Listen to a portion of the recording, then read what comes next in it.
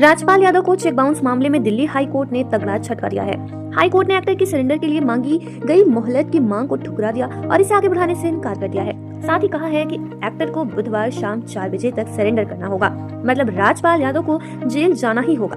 Actor Rajpal Yadav को cheque bounce मामले में दिल्ली हाई कोर्ट ने बुधवार को तगड़ा झटका दिया है। हाई कोर्ट ने राजपाल की सरेंडर के लिए और वक्त की मांग को मानने से इनकार कर दिया। राजपाल यादव को सरेंडर की डेडलाइन बुधवार 4 फरवरी तक की थी, लेकिन हाई कोर्ट ने इसे आगे बढ़ाने से इनकार कर दिया। राजपाल यादव को आज ही सरेंडर करना था, अब उन्हें जेल जाना ही होगा। लाइव लॉ के मुताबिक जस्टिस स्वर्ण कांता ने कहा कि मैंने उसी दिन आपकी इन दलीलों को खारिज कर दिया था और आपको सरेंडर करने के लिए 2 दिन का समय दिया था। मुझे नहीं लगता कि इसमें कोई आधार है।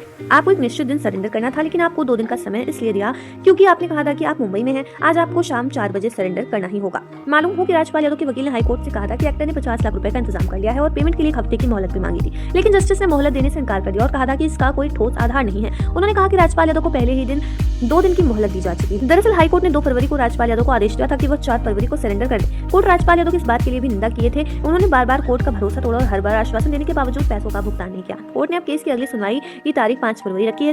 साथ ही निर्देश दिया है कि जो राशि पहले से जमा की जा चुकी थी वह शिकायत करने वाली कंपनी को जारी कर दी जाए। ये साल 2010 की बात है जब राजपाल यादव ने बतौर डायरेक्टर फिल्म अता पता लापता बनाई थी। इसके लिए उन्होंने मेसर्स मुरली प्रोजेक्ट्स प्राइवेट लिमिटेड नाम की कंपनी से 5 करोड़ रुपए कर्ज लिया था। फिल्म तो बन गई और रिलीज भी हो गई और बुरी तरह फ्लॉप हो गई। इससे राजपाल यादव को तगड़ा आर्थिक नुकसान हुआ। ऊपर से कंपनी से जो 5 करोड़ रुपए का कर्ज लिया था वह भी डूब गया।